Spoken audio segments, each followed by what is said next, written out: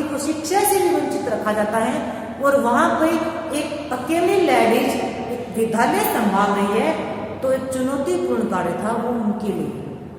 सुबह स्कूल जाना सावित्रीबाई के लिए एक कठिन परीक्षा थी। रूढ़िवादी समाज ने इस साहसिक कार्य को या साहसिक कार्य के लिए अपने आप को तैयार नहीं किया था। समाज इस बात के लिए तैयार नहीं था कि हमारे समाज में, हमारे परिवार की या हमारे गांव की, हमारे समाज या हमारे देश की एक महिला एक अध्यापिका बने, एक स्कूल की, एक समाज तैयार नहीं था। महिला शिक्षकों को क्रोध की नजरों से देखा जाता था। जो भी लेडीज उनको एक किस भावना से, किस नजर से, क्रोध की भावना, क्रोध की नजर से उन्हें देखा जाता था। सभी विरोधियों के या सभी विरोधी होने के बावजूद भी सावित्रीबाई ने लड़कियों को पढ़ाना जारी रखा। सावित्रीबाई के विरोध में अनेक प्रकार की समस्याएं खड़ी थी, उनके विरोध में अनेक जनता खड़ी थी, पूरी जनता उनके सामने, समाज उसके विरोध था। फिर भी उन्होंने अपना शिक्षण का जो कार्य था वो जारी रखा और लड़कियों को भी पढ़ाने का जो कार्य था उनको भी जारी रखा। जब कभी सावित्रीबाई अपने घर से बाहर जाती थी, रूढ़िवादी जो समाज थे, उनके व्यक्ति थे, वो उनके पीछे उनका समूह बनकर उनके पीछा किया करते थे।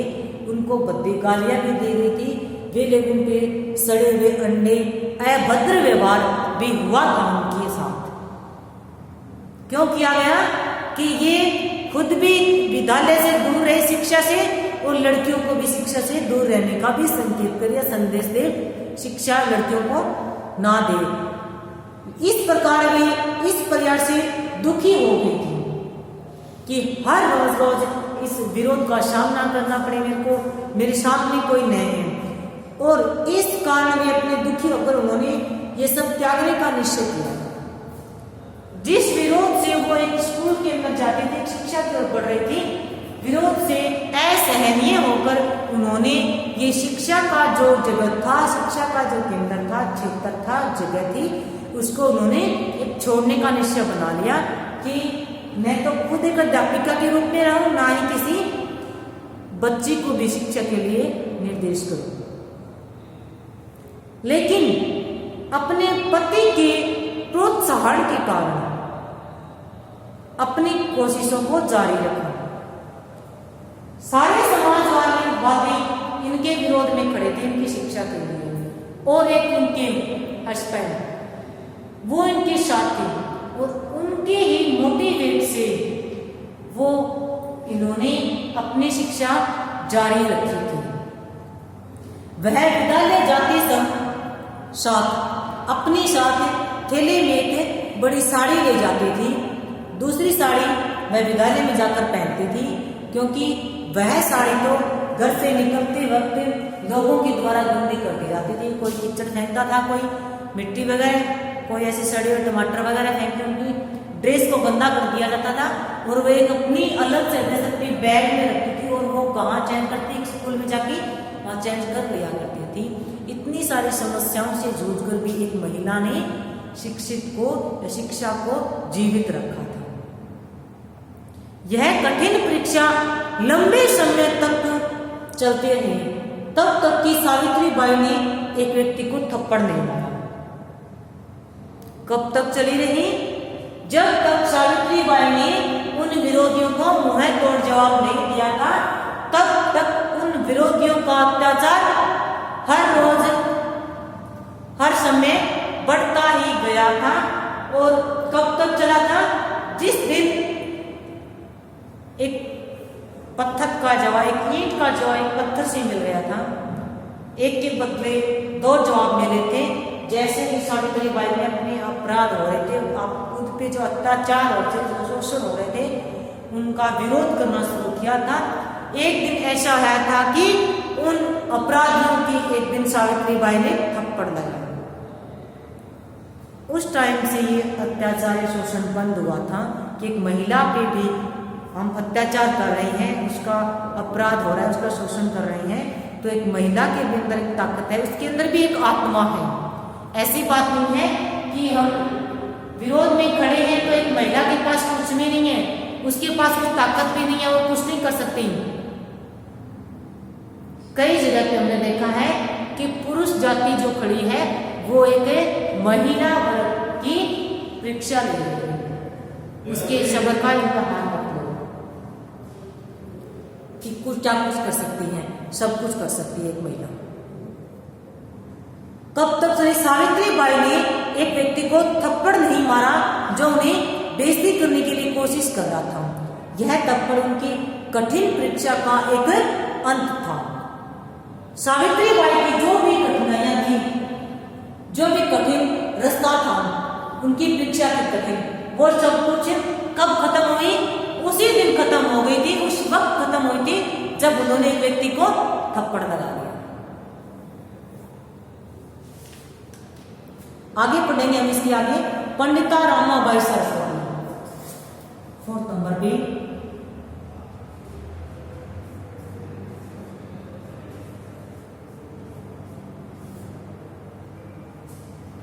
भारतीयों की भूमिका में पढ़ा है, कितनी पढ़ी हमने? 3। और शिक्षा की मैं क्या बताया था कि कैसे शिक्षा थी, कितनी कठिन शिक्षा थी ये तुमने सावित्री बाई के अध्ययन में लिखा है कि कितनी कठिन परीक्षा थी उनकी, कैसे शिक्षा थी। अब आगे देखेंगे पंडिता रामाबाई।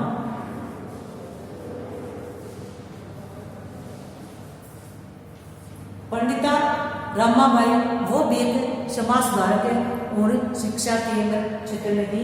पंडिता रामाबाई सरस्वती।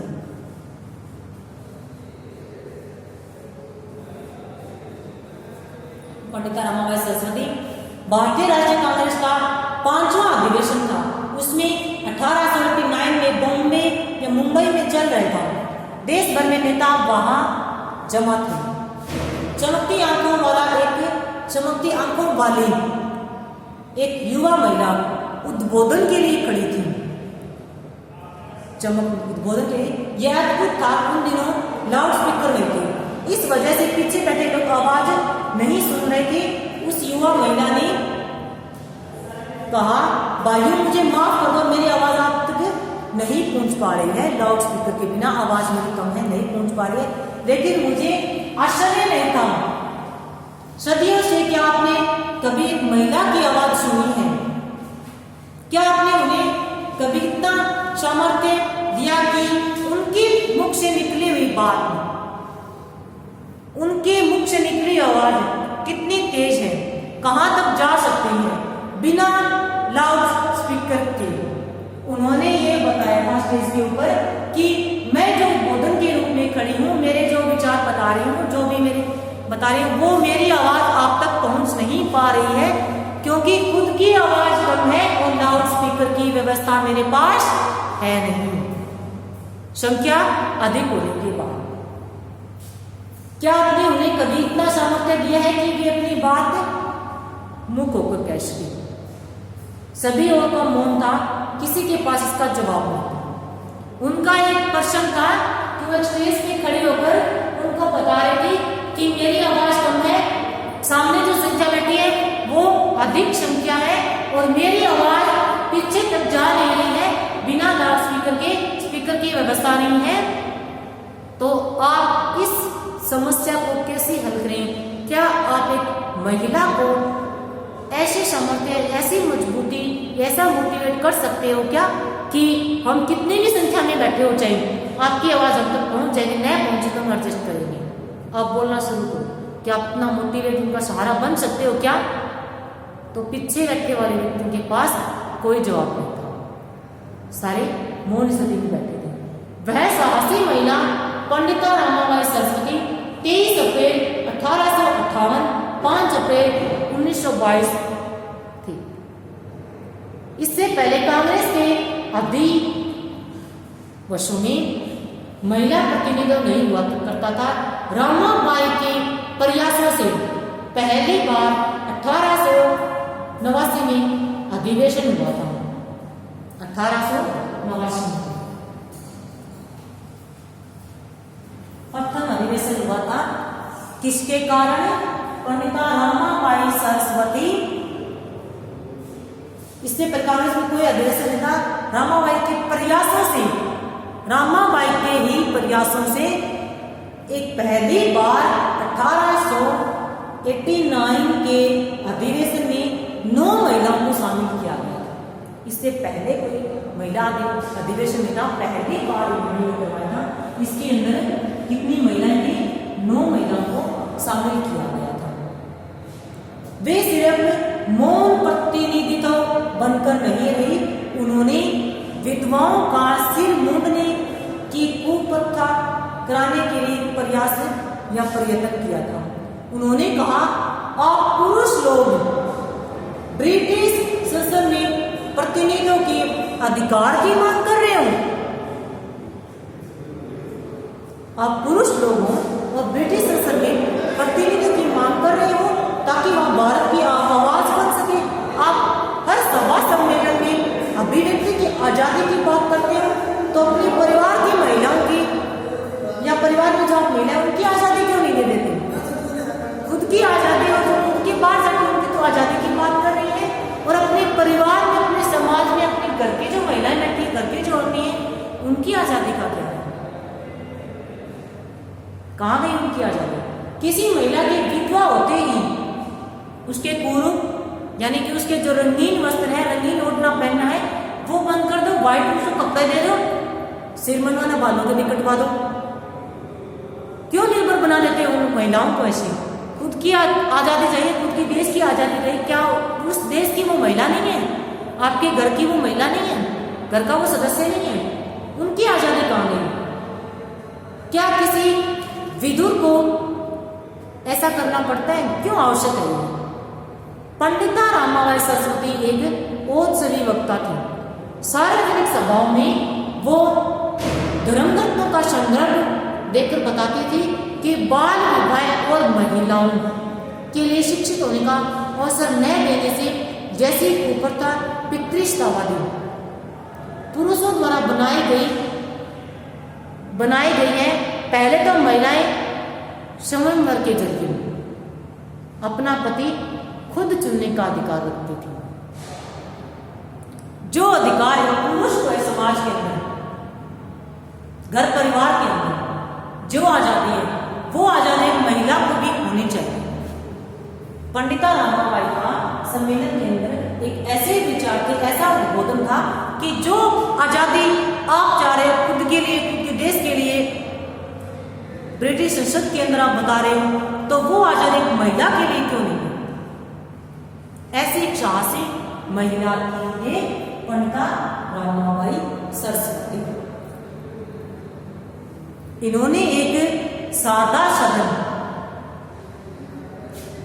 रामाबाई का एक महत्वपूर्ण योगदान था। रामाबाई का एक महत्वपूर्ण योगदान था सादा सदन, जिसकी स्थापना 11 मई 1889 में चौपाटी बॉम्बे में हुई थी। उन्होंने विधवाओं और निराश्रित महिलाओं के लिए सादा सदन खोला था। पंडिता रामाबाई ने सादा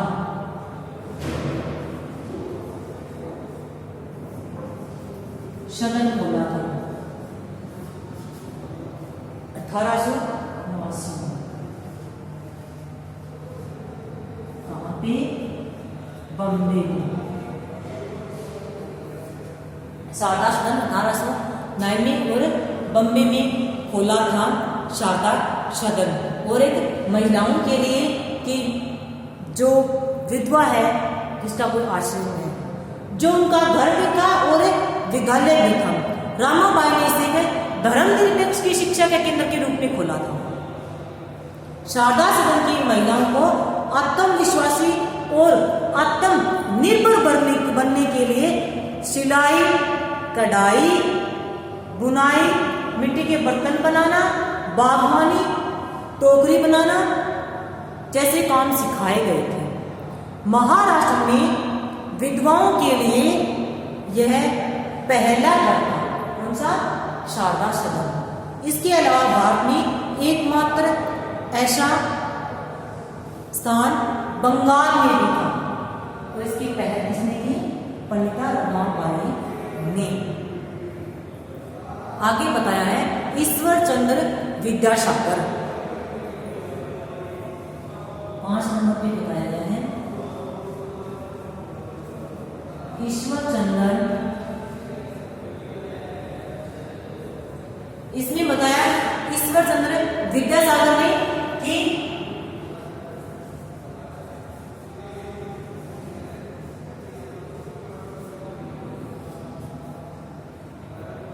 विद्यासागर ये सभी भारतीयों की भूमिका है आधुनिक शिक्षा के प्रसार में कैसे विकसित किया था। 19वीं शताब्दी का समय भारत के लिए नवजागरण काल था। इस दौर में हमारे देश में अनेक समाज सुधारक हुए थे। ईश्वर चंद्र विद्यासागर उनमें से प्रमुख अपना स्थान रखते थे। वे थोड़े से लोगों में थे जिन्होंने भारतीयों की परंपरागत अच्छी बात को आधुनिक पाश्चात्य विचारों में से मेल कराने का जो प्रयास किया। आरंभिक जीवन शिक्षा कैसी थी इसकी? ईश्वर चंद्र का जन्म 1820 को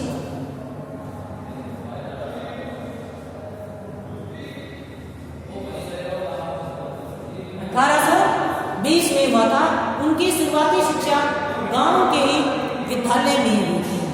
8 वर्ष की उम्र में कोलकाता में आ गए थे ये। यहाँ में कुछ दिनों बंगाली विद्यालय में पढ़े और उन्होंने उच्च शिक्षा की योग्यता अर्जित की। ईश्वर चंद्र को जून 1829 में संस्कृत कॉलेज में दाखिला कर दिया गया। संस्कृत कॉलेज परंपरागत टोल प्रणाली देशज विद्यालय का एक प्रकार था। टोल प्रणाली जिसके बारे में हम पहले पढ़ चुके थे, इसके ऊपर आधारित है। विद्यार्थी और शिक्षक किस पे बैठते थे? आज तो बेंच और चेयर लगा रखी है, पहले चटाइयों पे बैठा करते थे। दोनों विद्यार्थी और शिक्षक चटाइयों पर बैठा करते थे और उन दिनों छपी हुई किताब कम थी। आज के समय में छपी हुई किताब मिलती है, उस समय छपी हुई किताब कम थी। गुरु बताते थे ऐसे लिखिए या पढ़ा के शिष्य सामने बैठ के लिखाई करते थे। ब्राह्मण और वैसे लड़के ही कॉलेज में दाखिल ले सकते थे। वहाँ अंग्रेजी भी पढ़ाई की जाती थी, पर यह विषय अनिवार्य नहीं था। इंग्लिश का इंग्लिश भी पढ़ाया जाता था, पर अनिवार्य रूप से इंग्लिश नहीं थी। ईश्वर चंद्र ने अंग्रेजी का भी अध्ययन किया था। 1841 से 1851 के बीच 41 और 51 के बीच ईश्वर चंद्र ने कोलकाता के फोर्ट विलियम कॉलेज और संस्कृत कॉलेज में विविध पदों पर कार्य किए थे। इस दौर में उन्होंने पढ़ने व पढ़ाने के तरीकों और कॉलेज की व्यवस्था कई तरीकों से सुधारने के भी प्रयास किए थे और सुधारे भी थे। वे शिक्षा के ढांचे को आधुनिक मूल्यों के अनुरूप बनाने चाहते थे, टेक्नोलॉजी के बीच। और विद्यार्थियों की उन्होंने विषयों का जो पुनर्विभाजन किया था, विषयों का पुनर्विभाजन, पाठ्यक्रम में बदलाव, कक्षा में अध्यापकों और विद्यार्थियों की नियुक्ति, उनकी उपस्थिति पर जोर दिया ताकि बच्चे अधिक से अधिक कक्षा में आ पाए। और अपनी मातृभाषा के जरिए ईश्वर चंद्र विद्यासागर ने अपनी मातृभाषा के जरिए उसे समृद्ध कर सकने का भी प्रयास किया। इनमें से कुछ प्रयासों का विरोध भी हुआ था। अधिकतर या अधिकतर उन्होंने अपने पद से इस्तीफा देना पड़ा। भारतीयों की भूमिका क्यों महत्वपूर्ण थी कि जो भी कार्य किए थे उन्होंने, सारे कार्यों के अंदर विरोध तो था ही। अनेक कठिनाइयों का, अनेक समस्याओं का सामना करते हुए भी इन लोगों ने एक शिक्षा की पहल की और शिक्षा की प्रगति की, शिक्षा को अधिक से अधिक बढ़ाने का प्रयास भी किया था। जहीं भी शिक्षा की जरूरी है वो अधिक से अधिक आगे फैले। उनका पाठ्यक्रम है वो एक अच्छा हो विद्यार्थियों के लिए, कहीं पर भी किसी के लिए ये न हो कि अच्छा ना, शिक्षा एक महिला के लिए भी अच्छा हो। समाज सुधारक के कार्य भी इन लोगों ने किए थे। इनके द्वारा ही समाज सुधार के और शिक्षा के क्षेत्र में, समानता के क्षेत्र में अनेक प्रयास किए थे। जैसे हमने पंडिता रमाबाई सरस्वती ने देखा था, कितनी हर ढंग की शिक्षा थी। सावित्रीबाई फुले की हम लोगों ने देखी थी, वे अध्यापिका के रूप में थी ये, और कितना इसका कठिन शिक्षा का जो कार्य था। आज हमने पढ़ी है 5 यूनिट, ये टॉपिक हमारा क्लियर है और आगे हम नेक्स्ट क्लास में पढ़ेंगे। आज के लिए इतना ही, थैंक यू।